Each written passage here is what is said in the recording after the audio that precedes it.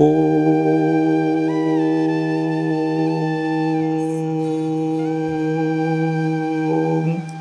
मन्नाथ श्री जगन्नाथ मदगुरु श्री जगद्गुरु मदात्मा सर्वभूतात्मा तस्मै श्री गुरवे नमः। नीलाचल निवासाय नित्याय परमात्मने बलभद्र सुभद्राभ्यां जगन्नाथाय ते नमः। गुरु ब्रह्मा गुरु विष्णु गुरुदेव महेश्वर गुरु साक्षात् परम ब्रह्म तस्मै श्री गुरवे नमः।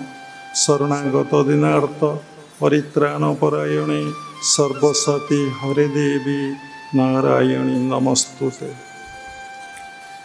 आज गुरु पूर्णिमा आषाढ़ मासर पूर्णिमा को गुरु पूर्णिमा कहुए।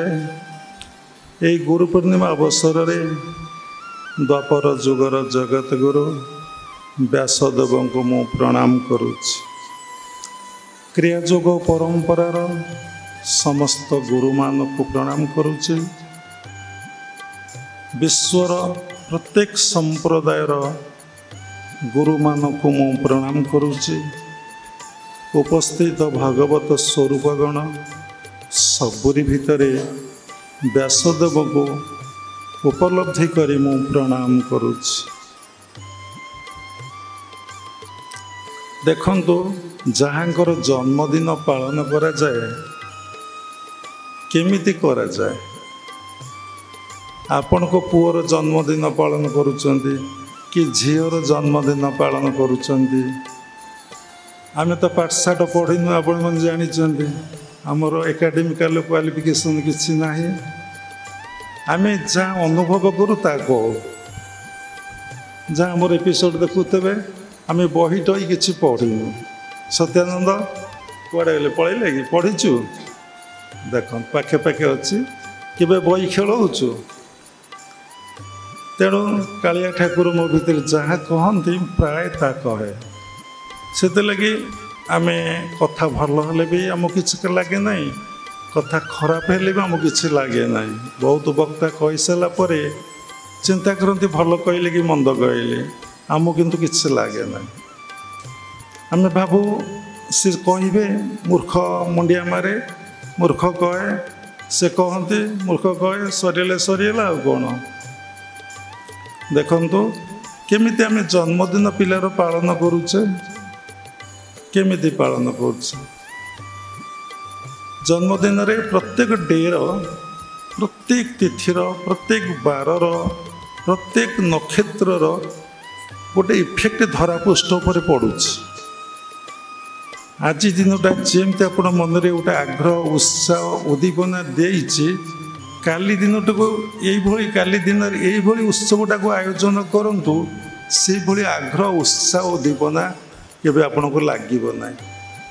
आषाढ़ शुक्ल द्वितीय तिथि रे रथयात्रा जमती लगुच तृतीय तिथि रे रथयात्रा करा जाए सेमती लागिबो नाही। तेणु प्रत्येक लोक एठी समस्ते जड़े जड़े अवतार पुरुष समस्ते किछि काम करिया पे आसीचंती।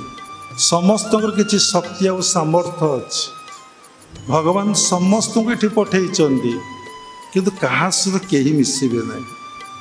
कहीं गोटे गछरे अनेक पत्र कौ पत्र सहित कौ पत्र मिसे ना। अनेक फल कौ फल सहित कौ फल मिसब ना। सेम आंब हो गोटे बड़ गोटे छोट गोटे मध्यम हो कहले बहुत समय सरब नहीं कथा खाली जब मो अनुभवर कथा कहू ताहले क्या फेस सहित क्या फेस मिसुना क्या हैंडराइटिंग सहित क्या हस्ताक्षर मिसुना। तेणु आम जन्मदिन आज व्यासंकर ना कि व्यासदेवर जन्म दिवस को आम कौन कहे ना गुरु पूर्णिमा दिवस रूप से व्यास पूर्णिमा दिवस रूप से आम पालन करुचे। सतरे ना मिछरे सतरे ना मिछरे सत्य पालन करुचे किए व्यासदेव जन्म दिवस को सत्य पालन कर हाथ टेकिल।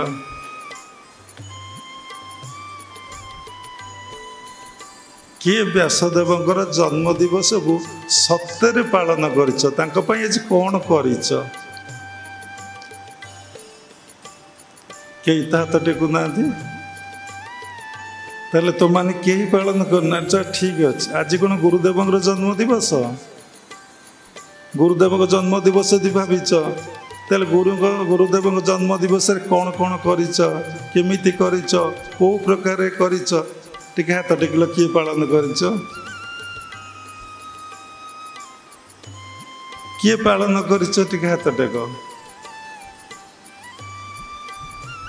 कारण को जन्म संस्कार दीक्षा ग्रहण होती गुरु पाखरे निश्चिंत तुमर आमर जन्म जन्मांतर रिलेशन संपर्क अच्छी किंतु तुम्हें गुरुगत प्राण नुह गुरुमुख नुह कथा बुझीपार्च अनुभवर कथा कहूँ जहाँ गुरुदेव शुणी गुरु पूर्णिमा उत्सव ताही कहूँ किंतु व्यासदेव उपर कहीं किसी कहले ना गुरुदेव उपर कहले ना आम गीता कौन बुझे संजय गीता बुझेबार आवश्यकता अच्छी भागवत बुझेबार आवश्यकता अच्छी सबू कथार केन्द्रबिंदु भी गुरुदेव मु गुरु सानिध्य गुरु कृपारे गुरु आशीर्वाद मु आसिक कौन है छाड़ कथा ये रहू आज हूँ व्यासदेव जन्मदिन सप्त चिरंजीवी भितर व्यासदेव जड़े चिरंजीवी अर्थ आप शुणिले भी बुझीपारे बुझीपार नुए आम गोटे ओडिया कहींपारूना समस्ते कहते विद्वान पीएचडी कर बहुत पीएचडी स्टूडेंट बस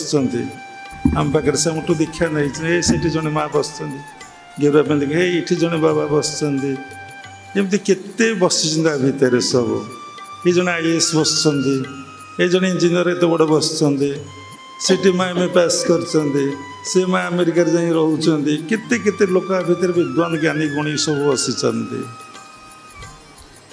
तेणु चिरंजीवी अर्थ जहाँकर मृत्यु ना से जन्म होती अच्छा केबे मरवे से कथा से जानती स्रष्टा जानती जेहेतु शास्त्र कही ये 7 जन चिरंजीवी से व्यासदेव जड़े कौन किए अश्वत्थामा बलिव्यास हनुमान विभीषण कूर्प परशुरामश्च सप्तचिर जीविन यही 7 जन व्याख्या कले समय पड़ेब अश्वत्थामा बलि व्यास हनुमान विभीषण कूर्प परशुराम ये माने होउछन्ति कोन सप्त चिरंजीवी तांकर प्राय इच्छा दिन मृत्यु होई थाई पारे जेमती आम क्रिया जुग परंपरार बाबाजी महाराजंकर इच्छाधीन मृत्यु वार्धक्य आसी ना निश दाढ़ी उठी ना खंडीए वस्त्र आउ पिंधु ना कि घोरी से खंडीए वस्त्र पिंधि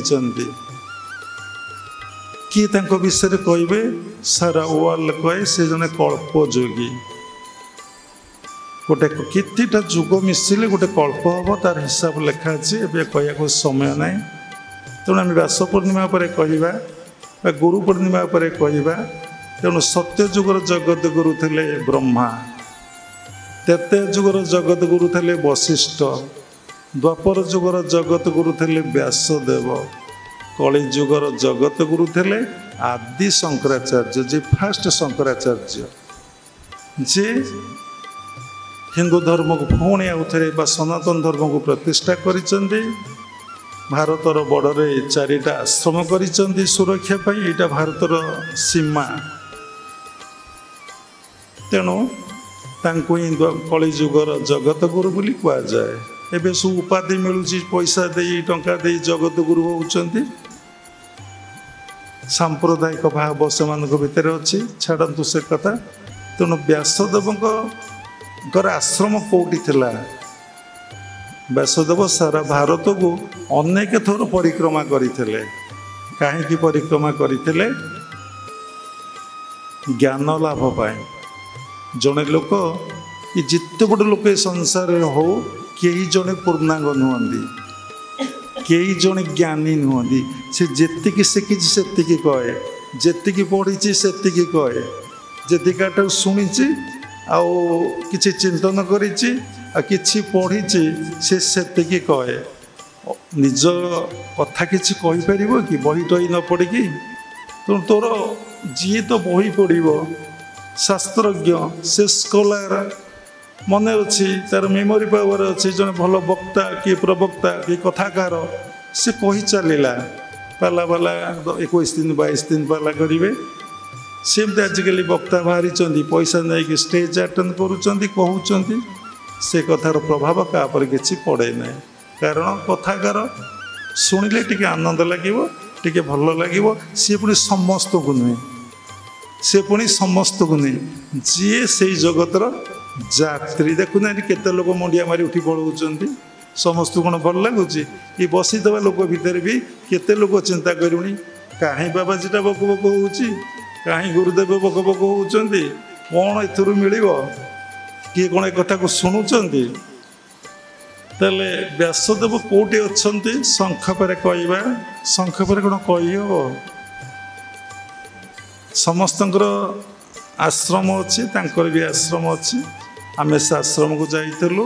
କେଉଁଠି? ବଦ୍ରିନାଥରେ ତାଙ୍କର ଆଶ୍ରମ ଅଛି। ମାନା ଗାଁও କ୍ରସ୍ କଲେ ଆପଣ ଯେତେବେଳେ ସତପତ୍ର ଅଭିମୁଖେ ଯାତ୍ରା କରିବେ, ସେଇ ସରସ୍ୱତୀ ନଦୀ କୂଳ ପାଖାପାଖି ବ୍ୟାସଦେବଙ୍କର ଆଶ୍ରମ ଏବେ ବି ଅଛି।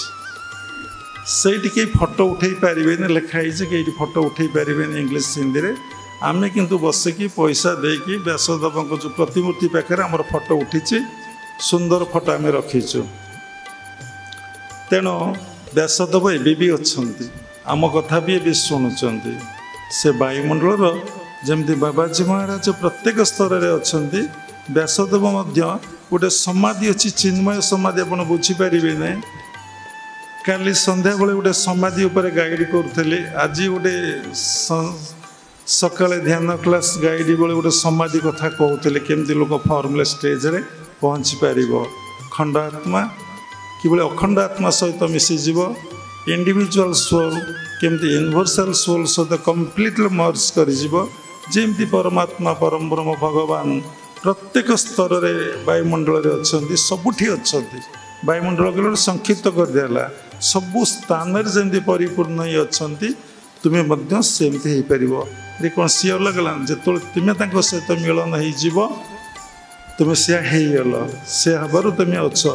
ସେଇ ରୂପଟାକୁ ଯିଏ କନସେନ୍ଟ୍ରେଟ୍ କରିବ, ସେଇ ରୂପଟାକୁ ଯିଏ ନିବେଦନ କରିବ, ସେଇ ରୂପଟାକୁ ଯିଏ ପ୍ରେୟାର କରିବ, ସେ ରୂପଟା ଜାଣିପାରିବ। ଏକ୍ଜାମ୍ପଲ୍, ଭଗବାନ କୃଷ୍ଣ ରୂପରେ ଡାକିଲେ ଚିନ୍ତା କରୁଛନ୍ତି, ରାମ ରୂପ ଡାକିଲେ ଚିନ୍ତା କରୁଛନ୍ତି, ଜଗନ୍ନାଥ ରୂପରେ ଡାକିଲେ ଚିନ୍ତା କରୁଛନ୍ତି। ଯେଉଁ 24ଟା ଅବତାରରୁ ଯେକୌଣସି ରୂପରେ ତୁମେ ଚିନ୍ତା କର, ସେ ଶୁଣିବେ। ହେଲେ ଠାକୁର ଅନେକ, ଆତ୍ମା କ'ଣ ଅନେକ, ସମାଧି କ'ଣ ଅନେକ। କଥାଟା କେତେ ସୂକ୍ଷ୍ମ। ଯିଏ ଜଗତର ଯାତ୍ରୀ ସେ ବୁଝିପାରିବ, ସମସ୍ତେ ବୁଝିପାରିବେ ନାହିଁ। କାରଣ ଗୋଟେ କଥା କହିଲେ ସବୁ ଖରାପ କଥା। ମହତକୁ ସିନା ମହତ ଚିହ୍ନଇ, ଇତର ତହିଁକି ଅନ୍ଧ। ଗାଉଁଲି ଭାଷାରେ କହନ୍ତି, ସୁନା ଚିହ୍ନେ ବଣିଆ, ଗୁଣ ଚିହ୍ନେ ଗୁଣିଆ। ଛାଡ଼ନ୍ତୁ, ଆଜି ବ୍ୟାସଦେବଙ୍କର ଜନ୍ମଦିନ, କ'ଣ ତାଙ୍କୁ ଆମେ ଭେଟି ଦେଇଛେ, କ'ଣ ଆମେ ତାଙ୍କୁ ଦବା? ଛାଡ଼ନ୍ତୁ, ତାଙ୍କର ଜନ୍ମଦିନରେ ଆମେ ଗୋଟିଏ କ'ଣ କରିବା? ତାଙ୍କ ନାମଟାକୁ ଆଗ ଗାଇବା ସୁନ୍ଦର ଭାବରେ। ଜୟ ଜୟ ଜୟ ବ୍ୟାସଦେବ। ସମସ୍ତେ ଜୟ ଜୟ ବ୍ୟାସଦେବ। জয় জয় ব্যাসদেব, জয় জয় জগদ্গুরু ব্যাসদেব, জয় জয় জগদ্গুরু ব্যাসদেব, জয় জয় জগদ্গুরু ব্যাসদেব, জয় জয় জগদ্গুরু ব্যাসদেব, জয় জয় জগদ্গুরু ব্যাসদেব, জয় जय जगद्गुरु व्यासदेवा जय जय जगद्गुरु व्यासदेवा जय जय जगद्गुरु व्यासदेवा जय जय जगद्गुरु व्यासदेवा जय जय जगद्गुरु व्यासदेवा जय जय जगद्गुरु व्यासदेवा जय जय जगद्गुरु व्यासदेवा जय जय जगद्गुरु व्यासदेवा जय जय जगद्गुरु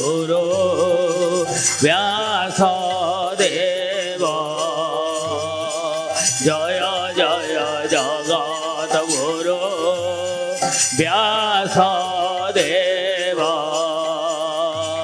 जय जय जगद्गुरु व्यासदेवा जय जय जगद्गुरु व्यासदेवा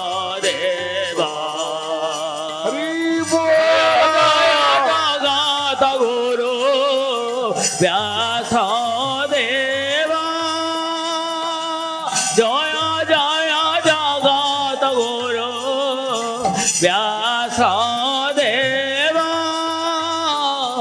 जय जय जगद्गुरु व्यासदेवा जय जय जगद्गुरु व्यासदेवा जय जय जगद्गुरु व्यासदेवा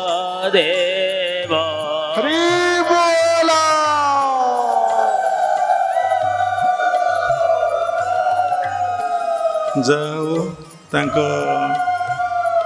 ଜନ୍ମ ଦିବସରେ ସେ ତ ଅଛନ୍ତି, ତାଙ୍କର ତ ମୃତ୍ୟୁ ନାହିଁ। ଆଉ ଜନ୍ମ ଦିବସରେ ଆମେ କ'ଣ ଦେବା? ତାଙ୍କ ନାମ ଟିକେ ଜପ କଲେ, ହରିବୋଲ ହୁଳାହୁଳି ଦେଲେ, କେତେ ଆନନ୍ଦ, କେତେ ପ୍ରେମ।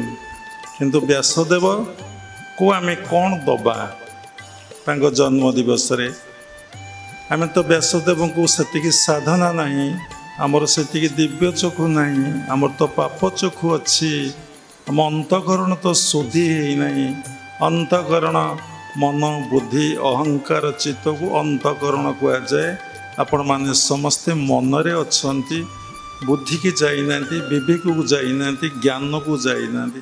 ସାଧାରଣ ଟିକେ କଥାରେ ଆପଣ କେମିତି ଭାଙ୍ଗି ପଡ଼ୁଛନ୍ତି, ଆପଣ ମୁହଁ କେମିତି ଶୁଖି ଯାଉଛି, ଆପଣ କେମିତି ନର୍ଭସ୍ ହେଇଯାଉଛନ୍ତି, ଆପଣ ଭିତରେ କେମିତି ନେଗେଟିଭ୍ ମାଇଣ୍ଡ, ଡେଭିଲ୍ ମାଇଣ୍ଡ ଆପଣଙ୍କ ଭିତରେ ହେଇଯାଉଛି ଛୋଟିଆ ଛୋଟିଆ କଥାରେ। ସେ କଥାର ପୁଣି କିଛି ମୂଲ୍ୟ ନାହିଁ।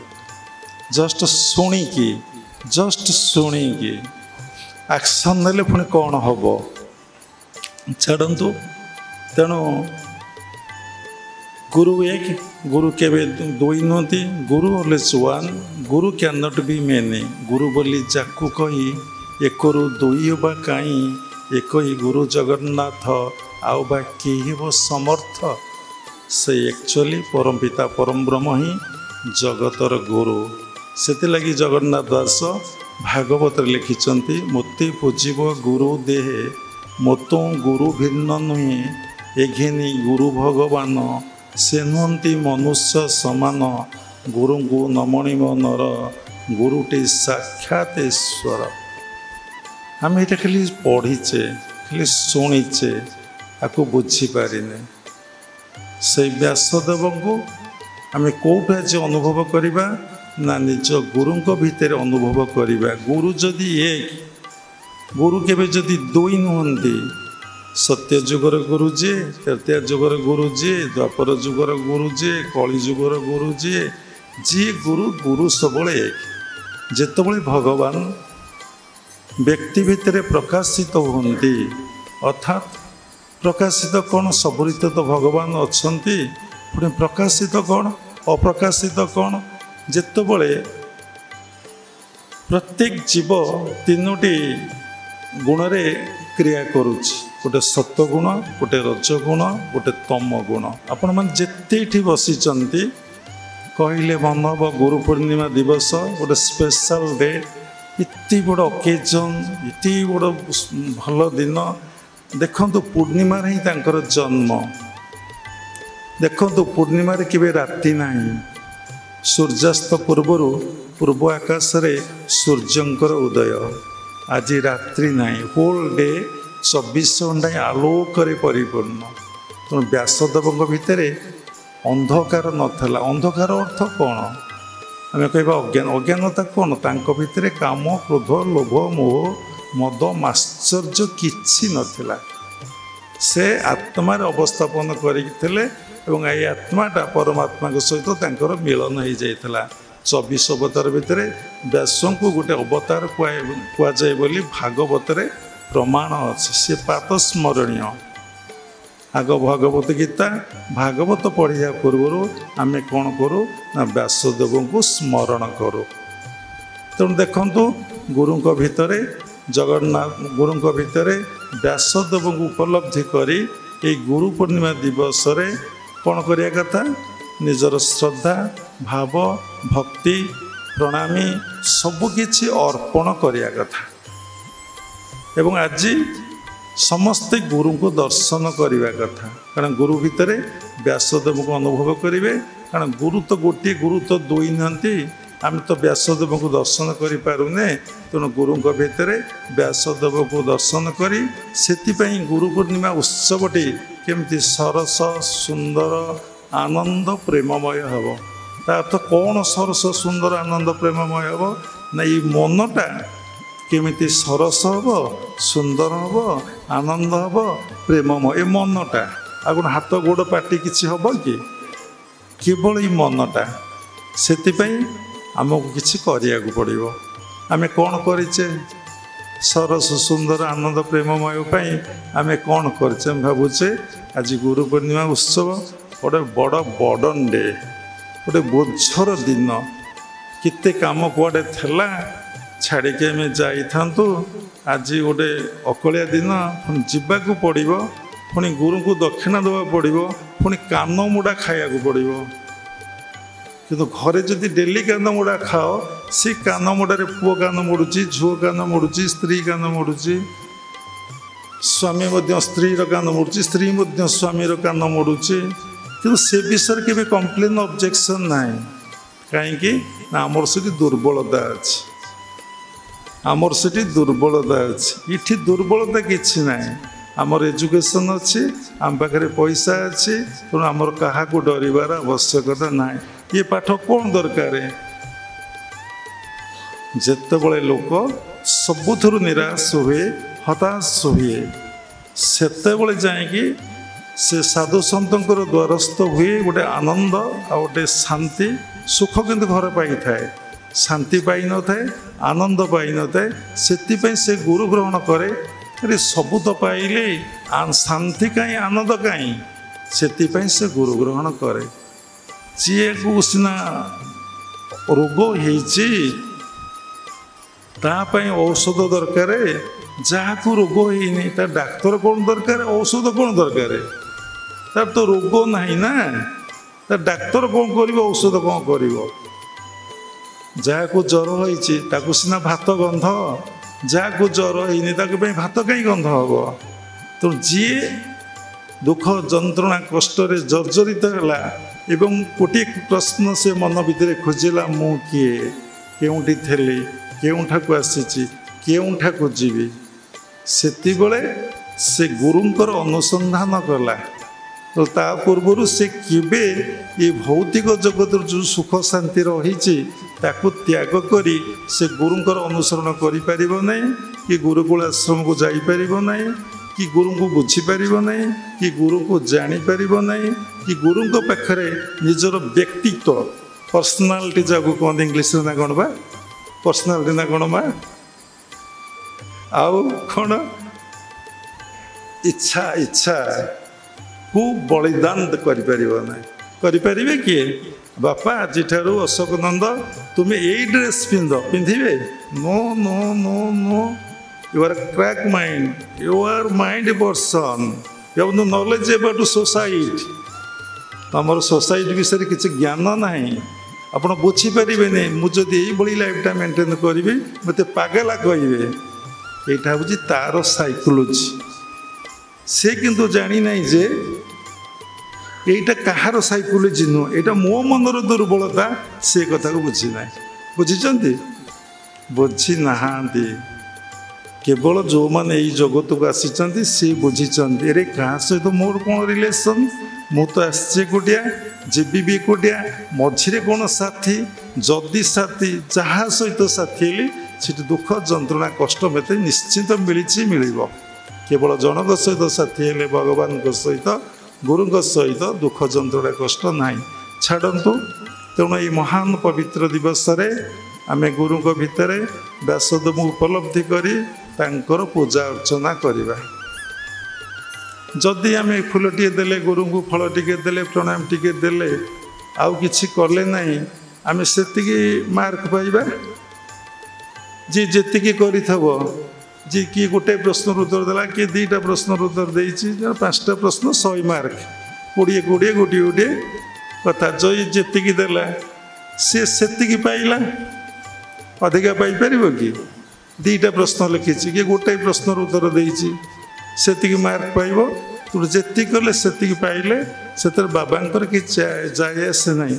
ଯେହେତୁ ବାବା ଦୀକ୍ଷା ଦେଇଛନ୍ତି, ସେଥିଲାଗି ଏଇ ଚେତନାକୁ ଜାଗ୍ରତ କରିବା ପାଇଁ ଆପଣଙ୍କୁ କହିବା କଥା, ନହେଲେ କହିବାର କୌଣସି ଆବଶ୍ୟକତା ନାହିଁ। ପ୍ରାୟ ପ୍ରତ୍ୟେକ ଗୁରୁମାନେ ଶେଷ ବୟସରେ, ଶେଷ ଜୀବନରେ ଆଉ କାହାକୁ ଗାଇଡ଼ କରିବାକୁ ଭଲ ପାଆନ୍ତି ନାହିଁ, ଆଉ କାହାକୁ କହିବାକୁ ଭଲ ପାଆନ୍ତି ନାହିଁ। ସେମାନେ ଏକାନ୍ତ ବାସ କରନ୍ତି, ଚୁପଚାପ ମୌନ ରୁହନ୍ତି। ଆଉ କ'ଣ କରନ୍ତି ନା ଆନନ୍ଦରେ, ପ୍ରେମରେ, ସେ ତ ସବୁବେଳେ ପ୍ରେମରେ ଥାଆନ୍ତି ଆଉ ଆନନ୍ଦରେ ଥାଆନ୍ତି।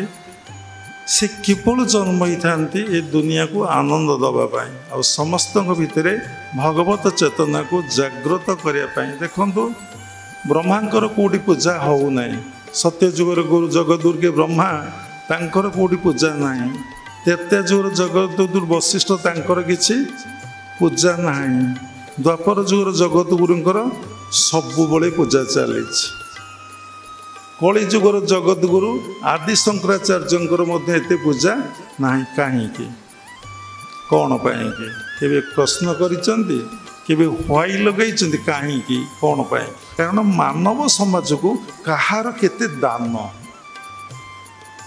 ସାଧୁ ହେଲେ, ଭଜନ କଲେ, ଧ୍ୟାନ କଲେ, ଜପ କଲେ, ନିଜେ ଉଦ୍ଧାର ହେଇଗଲେ।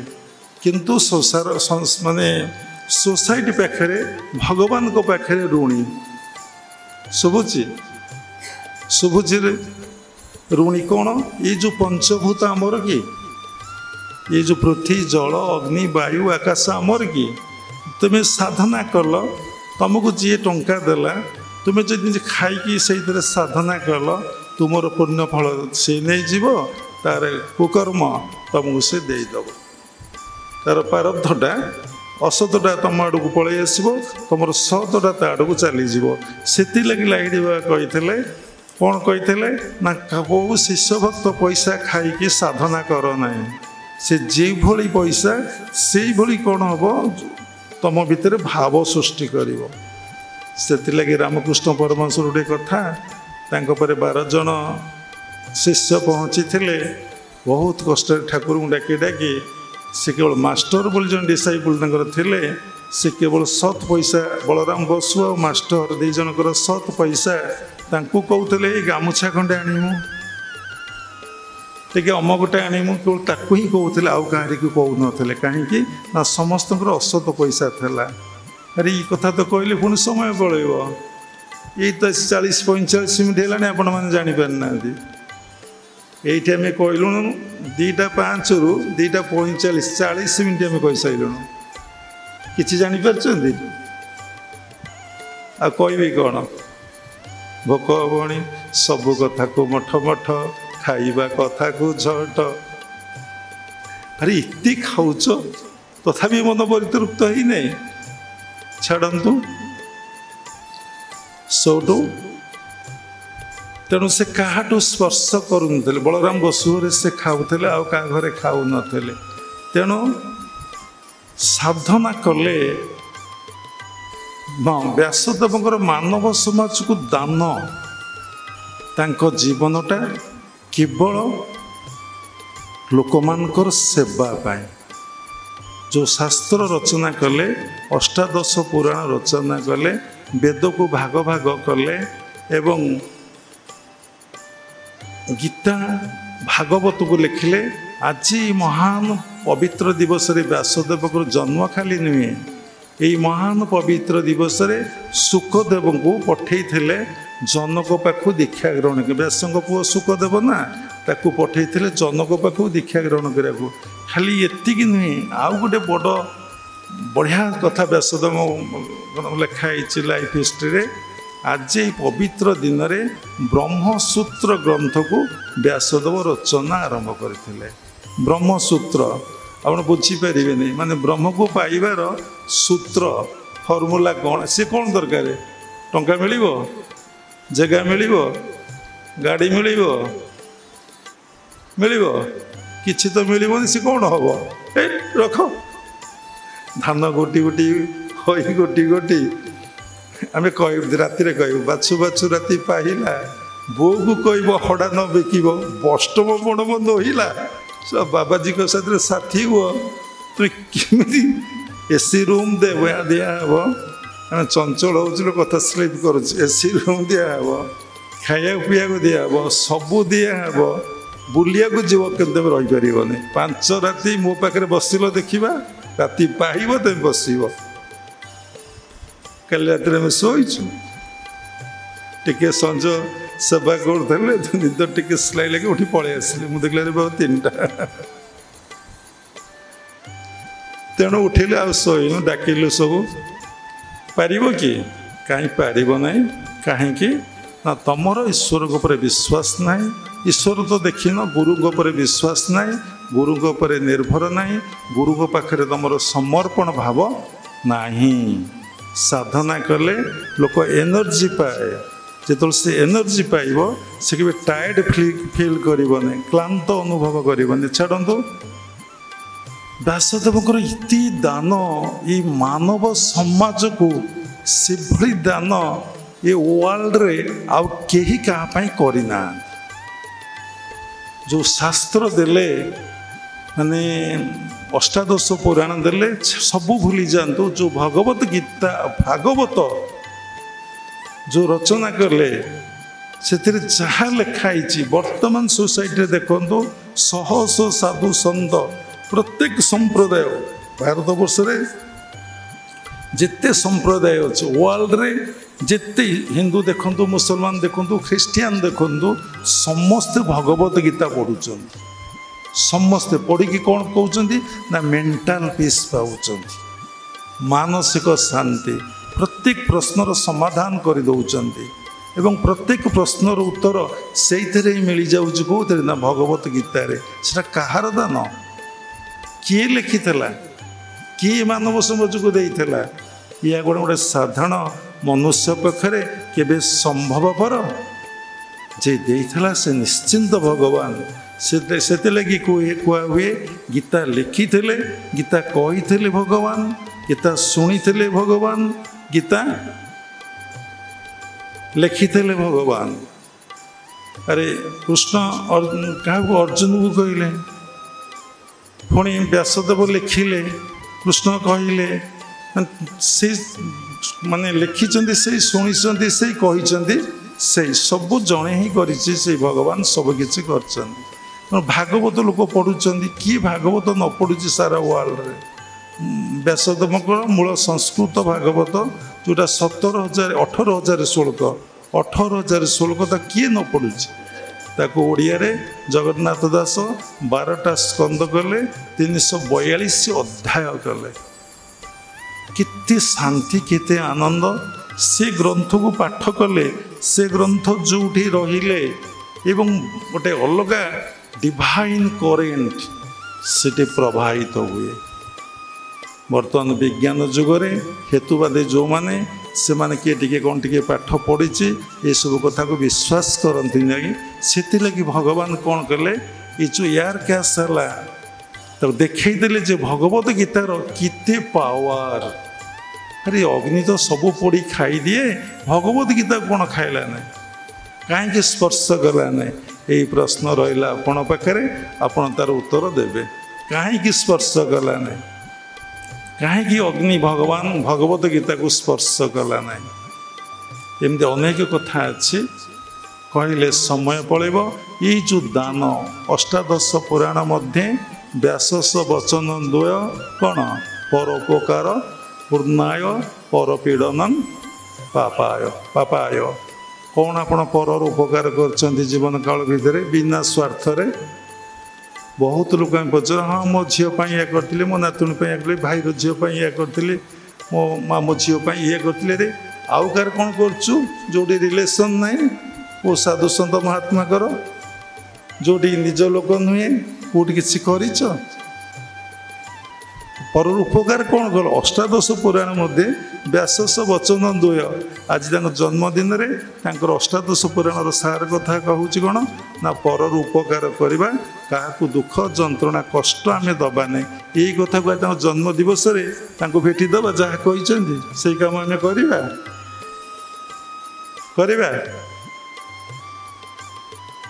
ଏଇ କଥା କେହି କହିଛ? କେହି କହିଛ? ତାଙ୍କ ଉପରେ କିଛି ପଦେ କହିଲ? ତାଙ୍କର ଜନ୍ମ ଦିବସ, ତାଙ୍କୁ କାହିଁ ଫୁଲ, କାହିଁ ଫଳ, କାହିଁ ବସ୍ତ୍ର, କାହିଁ ଟଙ୍କା, କାହିଁ ପ୍ରଣାମୀ, କାହିଁ ତାଙ୍କ ଜନ୍ମ ଦିବସରେ କେତେ ପ୍ରକାର ସବୁ ତୁମେ ଆଇଟମ୍ ଆସି ଆଶ୍ରମରେ କରିଛ, ପିଠା ପଣା ଖାଇବା ପିଇବା ସବୁ କରିଛ। ତମ ପୁଅ ପାଇଁ ତମ ଝିଅ ପାଇଁ କରିବ, ଯେଉଁଠି ମାଡ଼ ଆଉ ଗାଳି। ଯିଏ ତୁମକୁ ଦୁଃଖ ଦେବେ, ଯିଏ ତୁମକୁ ଯନ୍ତ୍ରଣା ଦେବେ, ଯିଏ ତୁମକୁ କଷ୍ଟ ଦେବେ, ତାଙ୍କ ପାଇଁ ତୁମର ଉତ୍ସବ ନା। ଯିଏ ତୁମକୁ ଶାନ୍ତି ଆନନ୍ଦ ମୁକ୍ତି ମୋକ୍ଷର ବାଟ ଦେଇଛନ୍ତି, ତାଙ୍କ ପାଇଁ କିଛି ନାହିଁ। ଗୋଟେ ଫର୍ମାଲିଟି ମେଣ୍ଟେନ୍ କହିଲେ କଷ୍ଟ ଲାଗିବ କାହାକୁ? ଆପଣମାନଙ୍କୁ କହିବାକୁ ବାଧ୍ୟ ହେଉଛି। ଯେହେତୁ ଆପଣଙ୍କୁ ଦୀକ୍ଷା ଦେଇଛି, ଆପଣ ମୋ ପାଖକୁ ଆସୁଛନ୍ତି, ଯେମିତି ଆଉ ଥରେ ଭୁଲ ନ ହୁଏ। ଠିକ୍ ହେଇଯାଅ। ଯଥେଷ୍ଟ ସମୟ ଅଛି। ପ୍ରତ୍ୟେକଟି ମୁହୂର୍ତ୍ତକୁ ଦିବ୍ୟ କରି ଗଢ଼ି ତୋଳ। ଏ କଥା କେଉଁଠୁ ଶିଖିଲେ? ଆପଣ ଆଜି ଯାହା ଶିଖିଛନ୍ତି ସବୁ ହିଁ ତାଙ୍କରି କୃପା, ତାଙ୍କରି ଆଶୀର୍ବାଦ, ତାଙ୍କରି ଦାନ। କାହାଙ୍କର ନା? ବ୍ୟାସଦେବଙ୍କର। ମା ଶିଖେଇ ପାରିଛି, ବାପା ଶିଖେଇ ପାରିଛି, କର୍ଣ୍ଣଗୁରୁ ଶିଖେଇ ପାରିଛନ୍ତି, ଶିକ୍ଷାଗୁରୁ ଶିଖେଇ ପାରିଛନ୍ତି। କେମିତି ଶାନ୍ତି ଆନନ୍ଦ ପାଇବ, ମନରୁ କେମିତି ଅହଙ୍କାର ଗର୍ବ ଦମ୍ଭ ଅସ୍ମିତା ରାଗ ଦେଶ କେମିତି ଯିବ ଶିଖେଇ ପାରିଛନ୍ତି। ଗୋଟେ ଛୋଟିଆ କଥା, ତମ ଭିତରେ ଅବିଦ୍ୟା ଅଛି, ଅସ୍ମିତା ଅଛି। ମୁଁଟା ହିଁ ଅସ୍ମିତା, ଅବିଦ୍ୟା। ନିଜ ସ୍ୱରୂପକୁ ଆପଣ ଉପଲବ୍ଧି କରିପାରୁନି, ତାକୁ ଅବିଦ୍ୟା କହନ୍ତି। କିଛି ନାହିଁ। ଯେ ଗୋଟେ ଛୋଟିଆ କଥା, ମୁଁ ସବୁଦିନେ ମନ୍ଦିର ଯାଉଛି। କେତେ ଗର୍ବ ତମର? ମୁଁ ପ୍ରତ୍ୟେକ ଦିନ ମନ୍ଦିର ଯାଉଛି, ଠାକୁରଙ୍କୁ ଦର୍ଶନ କରୁଛି, ଆସୁଛି। ସତରେ ଠାକୁରଙ୍କୁ ଦର୍ଶନ କରିଛ?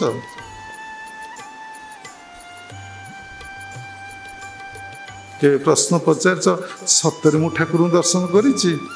ମୋର ସାଇକୋଲୋଜି, ମୁଁ ଯାଉଛି ଦର୍ଶନ କରୁଛି, ଜଷ୍ଟ ଡ୍ୟୁଟି। ଯେମିତି କିଏ ଗୋଟେ ପାନ ନ ଖାଇଲେ ଭଲ ଲାଗୁନାହିଁ, କିଏ ଚାହା କପେ ନ ପିଇଲେ ଭଲ ଲାଗୁନାହିଁ, କିଏ ଟିକେ ନିଶା ନ ଖାଇଲେ ଭଲ ଲାଗୁନାହିଁ। ତମର ସେମିତି ଗୋଟେ ହବି, ତାଙ୍କ ଭଳିଆ ତୁମେ ଗଲ ଦର୍ଶନ କଲ, ମୁଣ୍ଡିଆ ମାଇଲା ଆଇଲ। ତୁମେ ଅନୁଭବ କଲଣି? ଦେଖି ଅନୁଭବ କଲଣି କି? ଆଉ ଗୋଟେ ସୁନ୍ଦର କଥା କହିବି, ସେ ବ୍ୟାସଦେବ ସବୁ କଥା ଲେଖିଛନ୍ତି। ଉଦ୍ଧବ ମନେ ରଖିଥବୁ, ମୁଁ ମଲେ ତୁ ମୋତେ ପାଇବୁ। ଏଇଟା କିଏ କହିଲେ? ଆପଣ ଭାଗବତରୁ ଏତେ କଥା କହିଲେ, ଗୀତାରୁ କହିଲେ, ତାକୁ ଲେଖିଛି କିଏ? ସବୁ ହିଁ ବ୍ୟାସ ଲେଖିଛନ୍ତି। ତାଙ୍କ ଜନ୍ମ ଦିବସରେ ଆମେ ତାଙ୍କ ପ୍ରତି କେତେ ଶ୍ରଦ୍ଧାଞ୍ଜଳି ଭାବ ନିବେଦନ କରିବା। ଏଇଠି ଗୋଟିଏ କଥା ରହିଗଲା, କଥା କହିକି ବନ୍ଦ କରିବା। ତମ ଭିତରେ ତ ମୁଁଟା ଅଛି। ମୁଁ ଦର୍ଶନ କରିବାକୁ ଯାଇଥିଲି, ମୁଁ ଦେଖିଲି, ମୁଁ ମାଆଙ୍କର ପୂଜା କଲି, ମୁଁ ମାଆଙ୍କ ପାଖରେ ଡେଲି ରହି ଭୋଗ ଲଗାଉଛି, ଫୁଲ ଦେଉଛି, କାଳିଆ ପାଖକୁ ମୁଁ ଯାଉଛି। ଯେତେ ଦିନ ପର୍ଯ୍ୟନ୍ତ ତମ ଭିତରେ ମୁଁ ଥବ, ମୁଁ ଯାଉଛି, ମୁଁ ଦେଖୁଛି, ମୁଁ କରୁଛି, ଠାକୁର କିଛି କରୁଥାଉ। ବସୁଥାଅ, ପଢ଼ୁଥାଅ ଭାଗବତ, ପଢ଼ୁଥାଅ ଗୀତା। ସତ୍ୟାନନ୍ଦ କହିଲେ ଭଗବତ ଗୀତାରେ ଲେଖା ଅଛି ପୂଜା ପାଠ ଠାରୁ ଜପ ଶ୍ରେଷ୍ଠ, ଜପ ଠାରୁ ଧ୍ୟାନ ଶ୍ରେଷ୍ଠ, ଧ୍ୟାନ ଠାରୁ କର୍ତ୍ତା ଭାବଟା ଶ୍ରେଷ୍ଠ। ତ୍ୟାଗ, କର୍ତ୍ତା ଭାବ ତ୍ୟାଗଟା କ'ଣ କହିପାରିଲେନି। ମୁଁ ତ୍ୟାଗଟା, ମୁଁ ମୋର ତ୍ୟାଗଟା ହିଁ କର୍ତ୍ତା ଭାବ ତ୍ୟାଗ। ଆପଣ ଯେତେ ବିଚାର କରନ୍ତୁ, ଯେତେ ମନ୍ଦିର ଯାଆନ୍ତୁ, ଯେତେ ନିରାମିଷ ଖାଆନ୍ତୁ, ଯେତେ ଧଳା ପିନ୍ଧନ୍ତୁ, ଯେତେ କୌପୁନି ପିନ୍ଧନ୍ତୁ, ଯେତେ ଦାଢ଼ି ଜଟା ରଖନ୍ତୁ, ମୁଁ ଯାଇନାହିଁ। କାହିଁକି ନା ତୁମେ ତ ସେ ବିଷୟରେ ଜାଣିନ, ତୁମେ ତ ସେ ବିଷୟରେ କଲଚର କରିନ। ତାପରେ ସାଧନା, ତାପରେ ତାଙ୍କର କୃପା ଆଶୀର୍ବାଦ ହେଲେ ତମ ଭିତରୁ ମୁଣ୍ଡା ଯିବ। ବସି ଧ୍ୟାନ କରୁଥା କରୁଥା କରୁଥା କରୁଥା। କ'ଣ କରିଛ ତୁମେ? ପରୋପକାର ପୁଣ୍ୟାୟ କରିଛ କି? ପରକୁ ପୀଡ଼ା ଦେଉଛ। କାୟିକ, ବାଚସିକ, ମାନସିକ ପୀଡ଼ା। ଖାଲି ଚଟକଣାଟା ମାଡ଼ିବା କ'ଣ ହେଲା? କାୟିକ, ମାନସିକ କାହା ପାଇଁ ଆପଣ ଖରାପ ଭାବିଲେ, କାହାକୁ କ୍ରିଟିସାଇଜ୍ କଲେ, କାହାକୁ କମେଣ୍ଟ ଦେଲେ, କାହାକୁ ଦୁଃଖ କଲେ। କାୟିକ ବଚନରେ କହିଲେ, ମାଇଲେ, ମନେ ମନେ ଭାବିଲେ, ଯାହା କରୁଛନ୍ତି ଏ ସୃଷ୍ଟିରେ ସବୁ ୱେଭ୍, ସବୁ ୱେଭ୍, ସବୁ ୱେଭ୍, ସବୁ ୱେଭ୍। What is wave?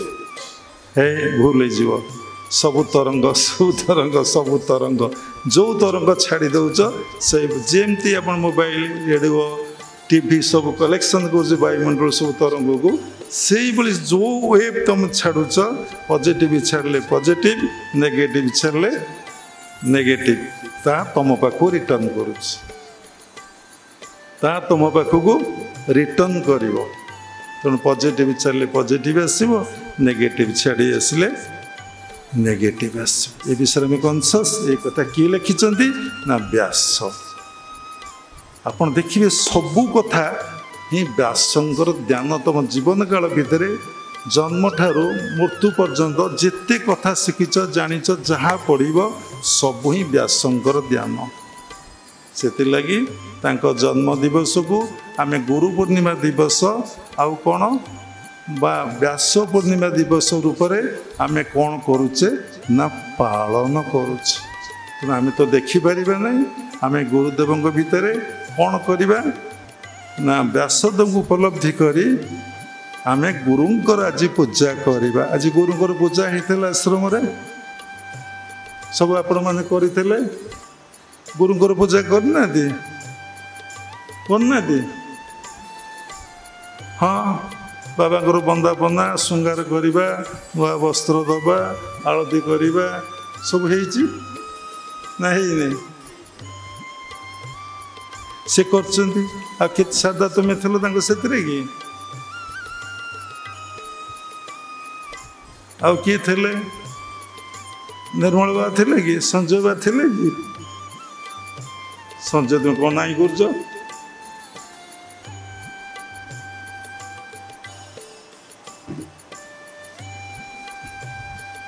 ଯାହା ଆମକୁ ଯିଏ ପିନ୍ଧଉଛନ୍ତି ଆମେ ସବୁ ବ୍ୟାସଦେବଙ୍କୁ ସମର୍ପଣ କରିଦେଉଛୁ।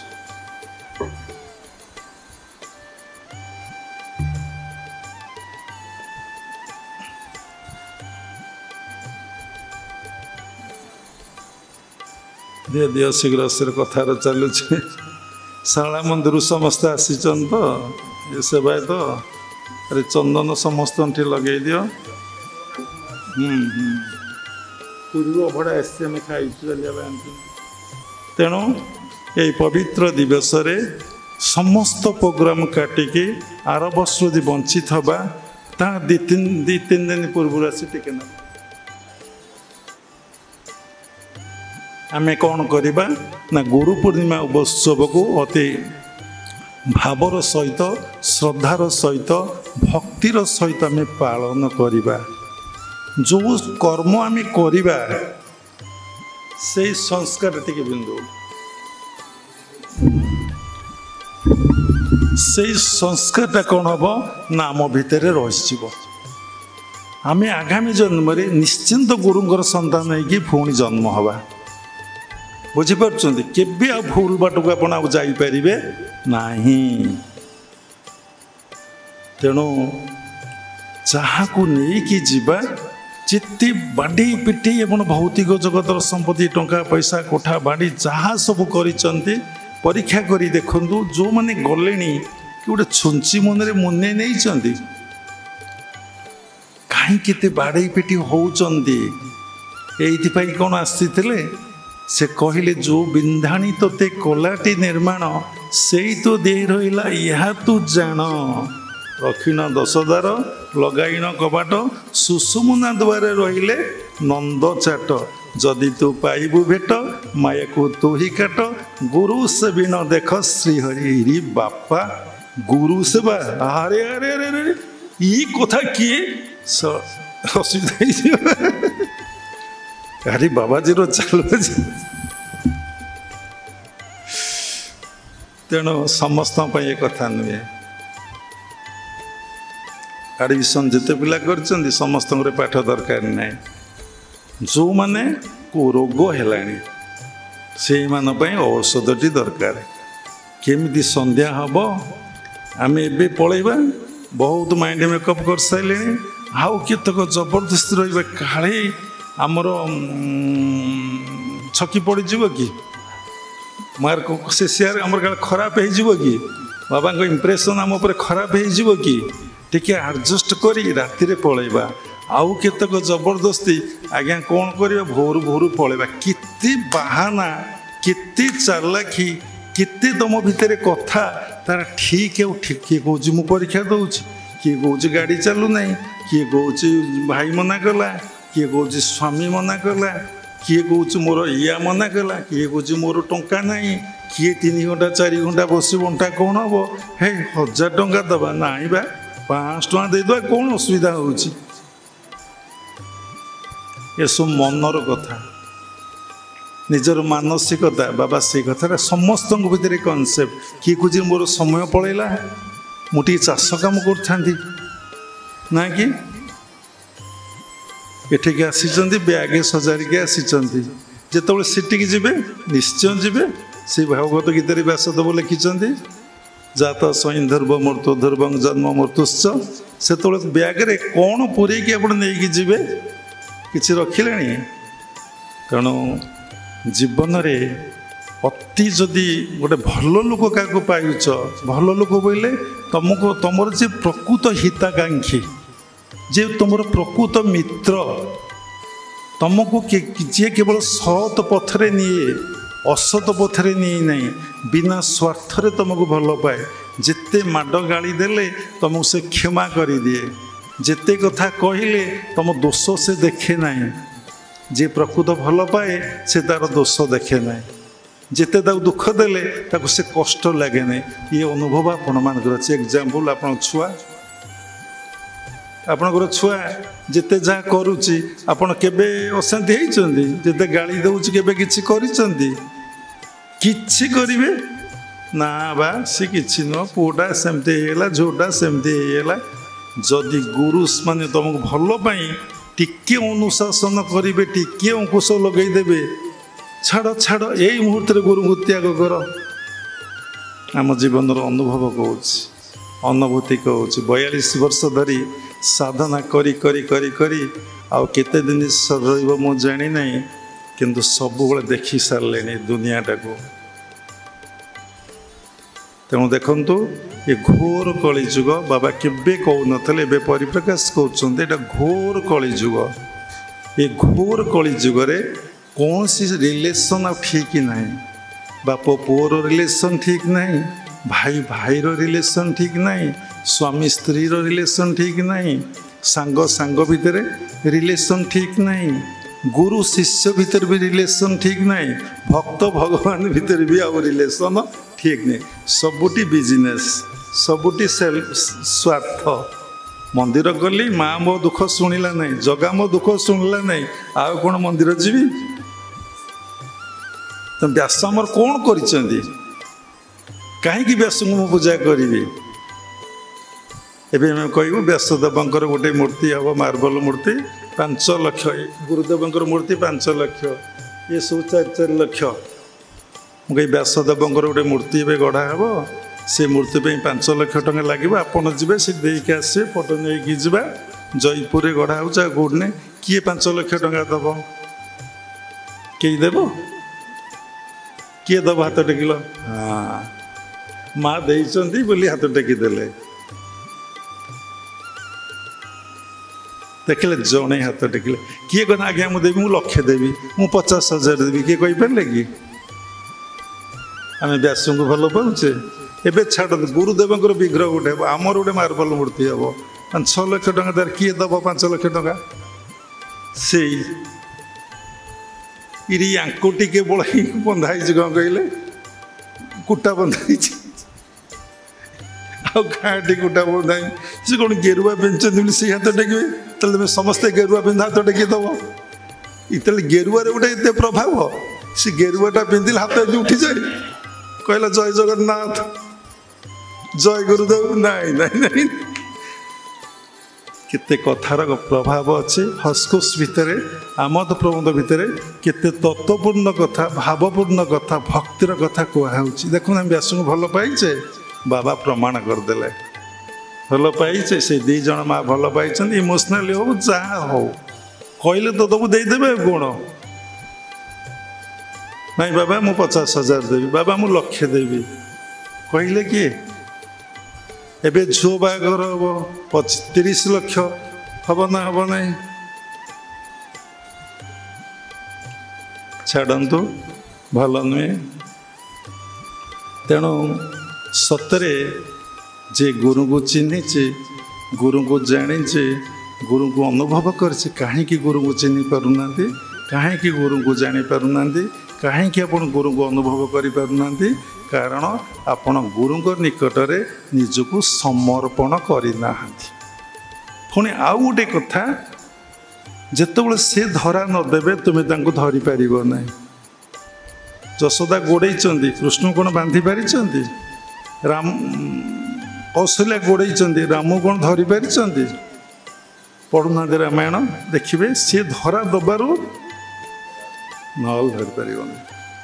ତେଣୁ ଶାସ୍ତ୍ର ଲେଖା ହେଇଛି 12 ବର୍ଷ ଯଦି ଗୁରୁଙ୍କ ସହିତ କାନ୍ଧ ମିଶାଇକି ଚଳ, ତୁମେ ଗୁରୁ କ'ଣ ଜାଣିପାରିବନି। ତୁମେ ତୁମର ଚେତନାର ମାପକାଠିରେ ତୁମେ ମାପିକି ଥୋଇଦେବ, ତୁମେ ମାପିକି ଥୋଇଦେବ, ତୁମେ ଆଉ ପାରିବ ନାହିଁ। କାରଣ ତୁମର ତ ନଲେଜ ନାହିଁ ପାରିବେ। ଏକ୍ଜାମ୍ପଲ୍, ଗୋଟେ ପିଲା PhD କରିଛି ଗୋଟେ ସବଜେକ୍ଟରେ, ସେଇ ସବଜେକ୍ଟ କଥା ଆଉ ଜଣକୁ କହିବ, ସେ ସିନା PhD କରିଥିଲେ ଜାଣିବ। ସେ ଲେଖନ୍ତି ମହତକୁ ସିନା ମହତ ଚିହ୍ନଇ, ଇତର ତଇଁକି ଅନ୍ଧ।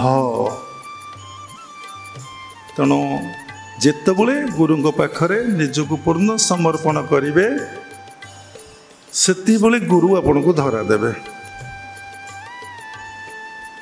ଯିଏ କରିବ, ଯିଏ ଭଗବାନଙ୍କ ପାଖରେ ନିଜକୁ ପୂର୍ଣ୍ଣ ସମର୍ପଣ କରିବ, ଭଗବାନ ତାର ଦାସ ହଅନ୍ତି। ସେ ଲାଗି ଭଗବାନ କାହାକୁ ଭକ୍ତିଟା ଦିଅନ୍ତି ନାହିଁ। ସମର୍ପଣ ପରେ ଭକ୍ତି ଭାବଟିଏ ଆସେ। ସମର୍ପଣ ହେବା ଏତେ ସହଜ ନୁହେଁ। ଆଧ୍ୟାତ୍ମିକ ଜଗତର ସର୍ବଶ୍ରେଷ୍ଠ ଅସ୍ତ୍ର ହେଉଛି, ସମ୍ପଦ ହେଉଛି ଭଗବାନ ନିକଟରେ ନିଜକୁ ସମର୍ପଣ କରିବା। ତେଣୁ ବ୍ୟାସଙ୍କ ପାଖରେ କରିନେ, ଗୁରୁଙ୍କ ପାଖରେ କରିନେ, ଭଗବାନଙ୍କ ପାଖରେ କରିନେ, ଆମେ ସମର୍ପଣ କିନ୍ତୁ କରିଛେ ନା କରିନେ? କେମିତି? ପୁଅ ପାଖରେ, ଝିଅ ପାଖରେ, ସ୍ତ୍ରୀ ପାଖରେ କରିଛେ। ଯାହା କହିବେ ହବ ନା ହବ ନାହିଁ? କିଏ ମନା କରିଦେବ? କେହି ମନା କରିବେ ନାହିଁ। ତେଣୁ ଆମେ ଗୁରୁଙ୍କୁ କାହିଁକି ଚିହ୍ନି ପାରିଲେ ନାହିଁ? ବ୍ୟାସଦେବଙ୍କ ପ୍ରତି କାହିଁକି ଚିହ୍ନିପାରିଲେ ନାହିଁ? କାହିଁକି ତାଙ୍କ ପ୍ରତି ଆମ ଭିତରେ ଶ୍ରଦ୍ଧା ଆସିଲା ନାହିଁ? ସବୁ ତ ଡିପେଣ୍ଡ କରେ ଶ୍ରଦ୍ଧା ଉପରେ। ଶ୍ରଦ୍ଧା କାହିଁକି ଆମର ଆସିଲା ନାହିଁ? ଯାହା ପ୍ରତି ଯାହାର ଶ୍ରଦ୍ଧା, ତା ପାଇଁ ସେ ସବୁ କାମ କରି ପକାଏ, ତାକୁ ସେ ଭଲ ପାଏ। ତେଣୁ ଆମର ଶ୍ରଦ୍ଧା ଥିଲେ ଆମେ କରି ପକାଇଥାନ୍ତି। ଆଜି କେତେ ପିଠା ହେଇଛି ବ୍ୟାସଙ୍କ ପାଇଁ, କେତେ ପଣା ହେଇଛି, କେତେ ସୁନ୍ଦର ଡ୍ରେସ୍ ପିନ୍ଧିଛନ୍ତି। ଆମେ ଏବେ ଅର୍ଡ଼ର ଦେଇଦେଇଛୁ ଯୁକ୍ତେଶ୍ୱର, ଯୋଗାନନ୍ଦ, ଗୁରୁଦେବଙ୍କର। ଆଜି ବସି ଭାବୁଥିଲି, ଆଜି ବ୍ୟାସଦେବଙ୍କ ଫଟୋ ପଠେଇବି, ବିଗ୍ରହ ପଠେଇବୁ, ତାକୁ କହିବୁ ଟେ ମାର୍ବଲର ମୂର୍ତ୍ତିଟେ କରିଦେବେ। କିଏ ସେ ପଇସା ଦେବ? ଯିଏ କହୁଛି ସେଇ ଦେବ, ଯିଏ ଭାବୁଛି ସେଇ ଦେବ, ଯାହା ମୂର୍ତ୍ତି ହେବ ସେଇ ଦେବ। ସେତିକି କନଫିଡେନ୍ସ ରହିଲା, ସେତିକି ବିଶ୍ୱାସ ରହିଲା, ସେତିକି ନିର୍ଭର ରହିଲା, ତାଙ୍କ କାମ ସେ କରିନେବେ। ଆମେ ଜୟପୁର ଯାଇଥିଲୁ ବିଗ୍ରହ ଆଣିବା ପାଇଁ। ସେଇଠି ଆମେ କହିଦେଲୁ ବାବାଜୀ ମହାରାଜଙ୍କର ଲାହିଡ଼ି ବାବୁଙ୍କର ବିଗ୍ରହ କରିବା ପାଇଁ। ସେ କହିଲେ 6 ଲକ୍ଷ ଟଙ୍କା ଫେୟାର 2 ଥର ଯିବାକୁ ପଡ଼ିବ। ଗୋଟେ ଏକ୍ଜାମ୍ପଲ୍ ପାଇଁ ସର୍ଟକଟ୍ରେ ଭାବିଲି ପଇସା ଅନେକ ମିଳିଲା ଗୋଟେ ବର୍ଷରେ, କିନ୍ତୁ ଆଉ ଦେଇପାରିଲେନି। ସେ କହିଲେ ଗୁରୁଜୀ ଆପଣ ନେଇଯାଆନ୍ତୁ, ସେ ମନ୍ତ୍ର ଦୀକ୍ଷା ନେଇଛନ୍ତି, ଆପଣ ନେଇଯାଆନ୍ତୁ। ଆମେ ସେଠୁ କହିଲୁ କେମିତି ପଇସା ଦେଇ ନ ଆଣିବୁ। ଏମିତି ସମୟ ଆସିଲା, ଭଗବାନ ଏମିତି ଆସି ପହଞ୍ଚିଲେ, ଏମିତି କାମ କରିଲେ, ପଇସା ମିଳିଲା। ମୂର୍ତ୍ତି ବର୍ଷେ ହେଲାଣି ତିଆରି ହେଇ ଥୁଆ ହେଇଥିଲା। ଆସିଲେ ଏବଂ ସିଂହାସନରେ ଗୁରୁ ପୂର୍ଣ୍ଣିମାରେ ବସି ପୂଜା ହେଲେ। କେତେ ବଡ଼ କଥା! ସେ କ'ଣ ନ ଜାଣନ୍ତି? ଯାହା ମୁଁ ଚିନ୍ତଇ, ଯାହା ମୁଁ ଭାବଇ, ନା ଜଗତର କର୍ତ୍ତା ପରମ ଈଶ୍ୱର ଜାଣୁଛନ୍ତି ଅନୁକ୍ଷଣେ। ମୁଁ ଯାହା କରୁଛି, ମୁଁ ଯାହା ଚିନ୍ତା କରୁଛି, ଯାହା ମୁଁ ଭାବୁଛି, ଜଗତର କର୍ତ୍ତା ପରମ ଈଶ୍ୱର ଜାଣୁଛନ୍ତି ଅନୁକ୍ଷଣେ। କ'ଣ ସେ ନ ଜାଣୁଛନ୍ତି? କ'ଣ ତାଙ୍କ ପାଖରେ ହିଷ୍ଟ୍ରି ନ ରହୁଛି, ରେକର୍ଡ଼ ନ ରହୁଛି? ଏ କନସସ୍ ଆପଣଙ୍କ ପାଖରେ ନାହିଁ। ଆପଣ ଭାବୁଛି ମୁଁ ଚିନ୍ତା କରୁଛି, ମୁଁ ଭାବୁଛି, କେହି ଜାଣୁନାହାନ୍ତି। ସବୁ ସେ ଜାଣୁଛନ୍ତି। ତ ମନୋଭାବକୁ ସେ ଭଲ ଭାବରେ ଜାଣୁଛନ୍ତି। କୌଣସି ଛଳନା, କୌଣସି ଚାଲାଖି, କୌଣସି ମାୟା ତାଙ୍କ ପାଖରେ ଚଳି ନାହିଁ କି ଚଳିବ ନାହିଁ। ତେଣୁ ବ୍ୟାସଦେବଙ୍କର 2ଟି କଥାକୁ ମନେ ରଖନ୍ତୁ। ମୁଁ ସବୁବେଳେ ସମସ୍ତଙ୍କର ଉପକାର କରିବି, କାହା ମନରେ ଦୁଃଖ, ଯନ୍ତ୍ରଣା, କଷ୍ଟ ମୁଁ ଦେବି ନାହିଁ। ଏବଂ ପ୍ରତ୍ୟେକ ଦିନ ଗୀତା ଭାଗବତ ପଢ଼ିବି, ତାକୁ ବୁଝିବି, ଜୀବନରେ କାର୍ଯ୍ୟକାରୀ କରିବା ପାଇଁ ମୁଁ ଚେଷ୍ଟା କରିବି। ତେଣୁ ଆମ ଭିତରେ ତ କିଛି ନାହିଁ, ଯେତିକି ଅଛି ସେତିକି ରେଜଲ୍ଟ ଆମକୁ ମିଳିବ। କେଉଁଥିରେ ବ୍ୟସ୍ତ ହେବାର ନାହିଁ। ଧୀରେ ଧୀରେ ଧୀରେ ଧୀରେ ଆମେ କ'ଣ କରିବା ନା ଆଗେଇ ଯିବା, ଆଗେଇ ଯିବା, ଆଗେଇ ଯିବା। ଗୁରୁଦେବ କହୁଥିଲେ ପ୍ରତ୍ୟେକଟି ମୁହୂର୍ତ୍ତରେ ତୁମେ ନିଜକୁ ନୂଆ କରି ଗଢ଼ି ତୋଳ। ଯାହା ଥିଲ ତାହା ହେଉନି। ଯେଉଁଟା ସତ୍ୟ ତାକୁ ଶୀଘ୍ର ଗ୍ରହଣ କର, ତାକୁ ଇମିଡ଼ିଏଟ୍ ଗ୍ରହଣ କର। ସମୟକୁ ଅପେକ୍ଷା କର ନାହିଁ। କେତେବେଳେ ତୁମ ନିଶ୍ୱାସ ଚାଲିଯିବ ତାର ଠିକ୍ ଆଉ ଠିକଣା ନାହିଁ। ଗୋଟେ ମୁହୂର୍ତ୍ତରେ ତୁମର ଡେଥ୍ ହେଇଯିବ। ତେଣୁ ଛାଡ଼ନ୍ତୁ, ଏହି ପବିତ୍ର ଗୁରୁ ପୂର୍ଣ୍ଣିମା ଦିବସରେ ସମସ୍ତେ ଗୁରୁଗତ ପ୍ରାଣ ହୁଅନ୍ତୁ, ଗୁରୁମୁଖ ହୁଅନ୍ତୁ। ଗୁରୁଙ୍କ ପାଇଁ ଶ୍ରଦ୍ଧା, ବିଶ୍ୱାସ, ଭକ୍ତି ନିର୍ଭର ରହୁ। ଦେଖିବେ ଆପଣ ଜୀବନଟା କେତେ ସରସ, ସୁନ୍ଦର, ଆନନ୍ଦ, ପ୍ରେମମୟ ହେବ। ଏ କଥା ମୂଳରେ ସନ୍ଦେହ ଆଉ ସଂଶୟ ନ ରହୁ। ମୂଳ କଥା ହେଲା, ମୂଳଟି ଅଟଇ ବିଶ୍ୱାସ, କହଇ ଜଗନ୍ନାଥ ଦାସ। ବିଶ୍ୱାସ ବିନା କର୍ମ ଯେତେ, ଫଳ ନ ଫଳେ କଦାଚିତେ।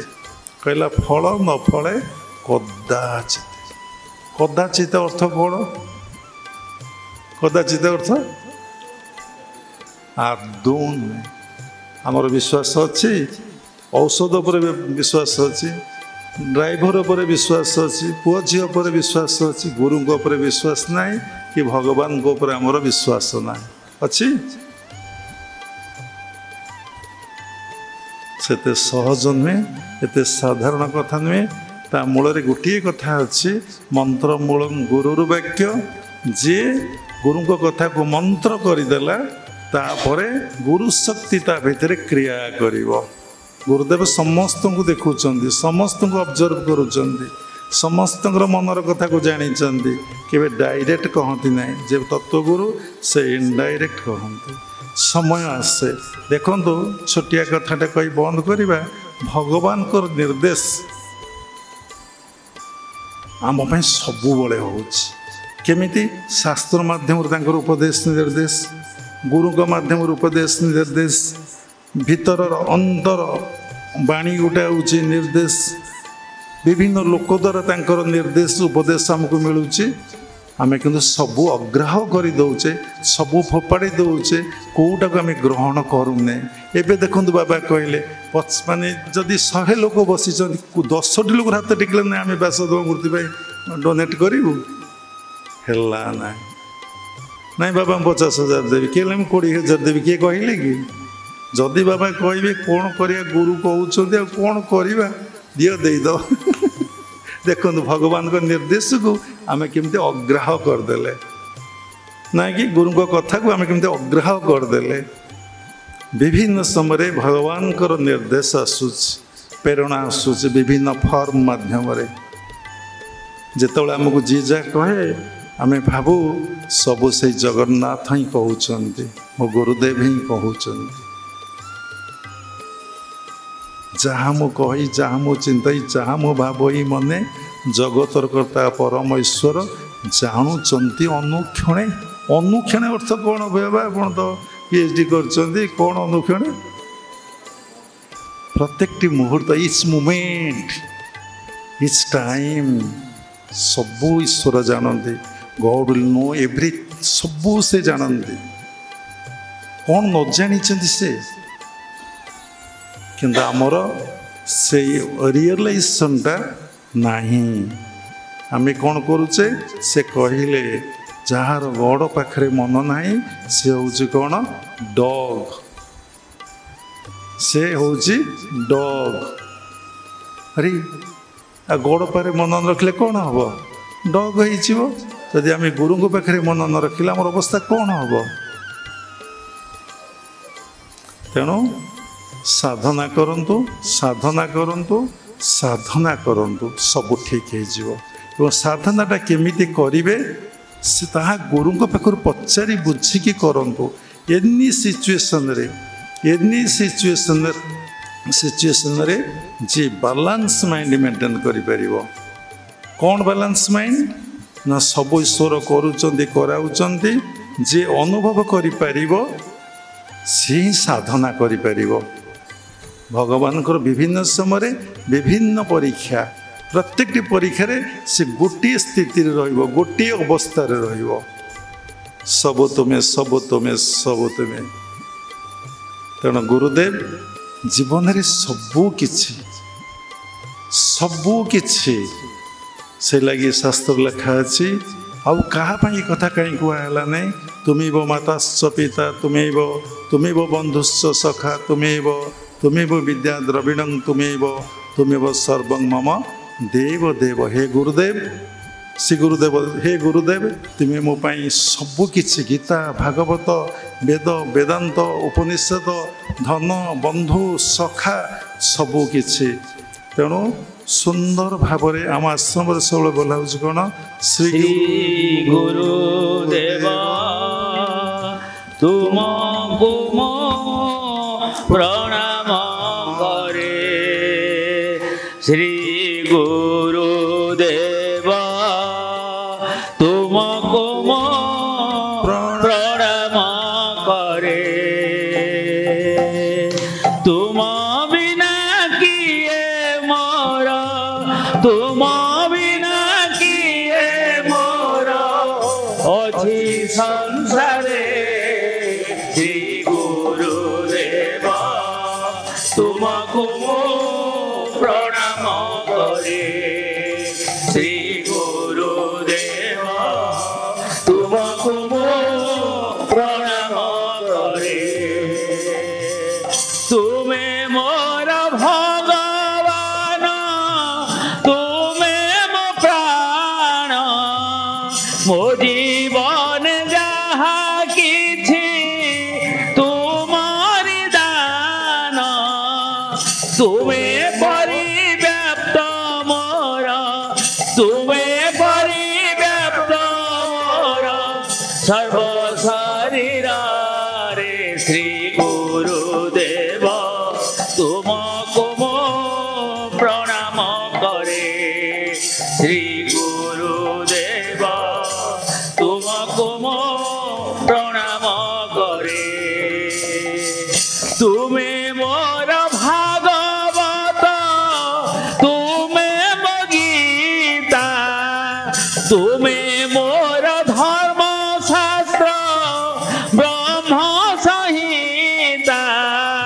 तुम बाणी अंतर तुम बाणी अंतर आनंद भरे श्री गुरुदेव तुमको प्रणाम करे श्री गुरुदेव तुमको प्रणाम करे।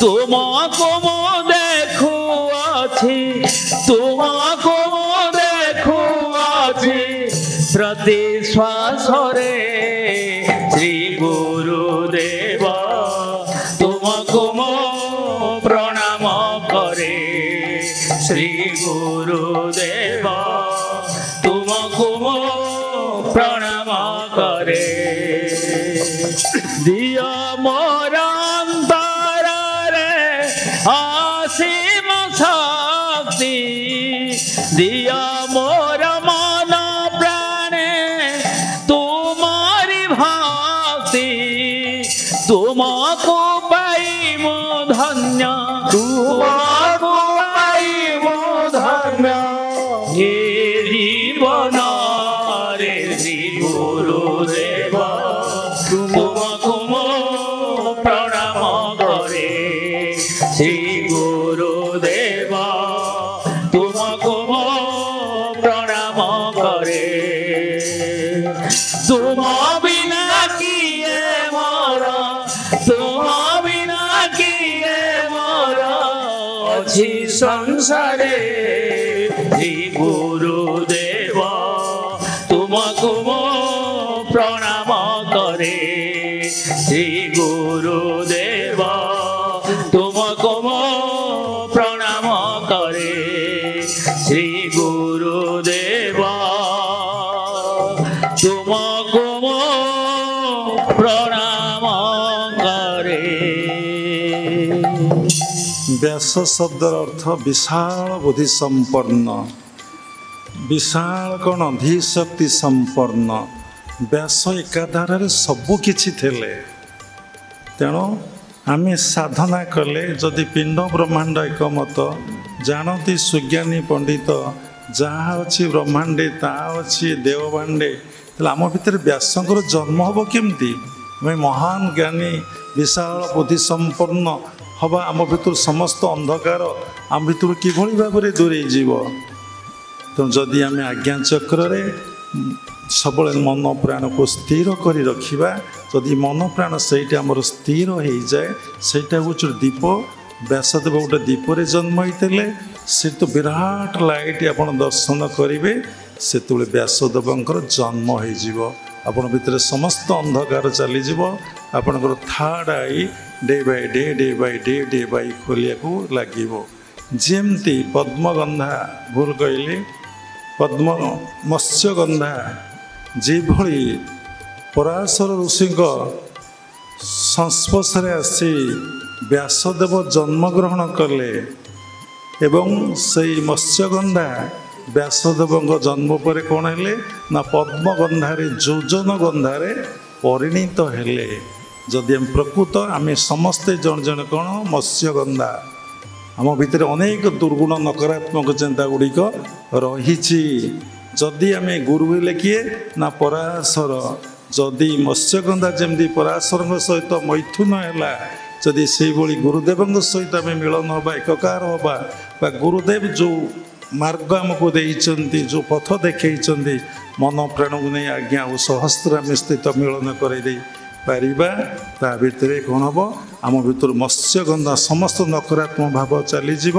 आम योजन गंधारे परिणत हाँ गोटे छोटिया कथाटे कहि आपण मानक समस्त को भल लगे नहीं यहाँ अहंकार आज बाबा पाक आप एत जन आसीच किए केते दूर दूरांतर सब आस कौन पाएंगे से ज्ञान राज्यर कथा शुणिकी ना से योजन मत्स्यगंधाटा से पद्मगंधारे परिणत हबारू तुमने सब पलि आसीच ना तेणु साधना करंतु साधना करंतु साधना करंतु गुरुदेव इंग्लिश रे कहते meditate meditate meditate one day you will be divine पुणी कहते practice practice practice practice makes man perfect साधना 24 घंटा चालू कौन हो मो दरकार ना आम सब भगवान सहित जोगयुक्त रहिले आम आम भितर व्यासदेव कौन हे ना जन्मग्रहण करेंगे आम भीतर अंधकार रही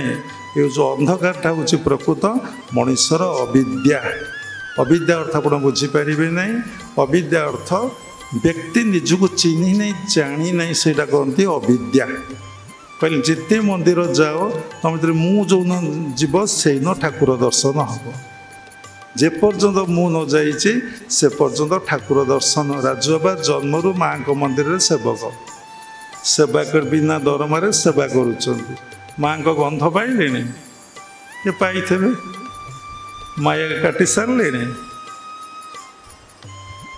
सात्विक जीवन पूर्ण मात्रा है आगे कौच कहीं ना मो निज भर मुटा जाए कहीं जाए से प्रचेषा करना से माँ पर कांदी ना मुंड बाड़े ना दिन दिन मास मास अपेक्षा कर बसी ना माई मुटा केमी जीव हाथ में समस्त चाबिकाठी से चाहिए मोड़ीदे मुटा पलैब एतिकी थाऊ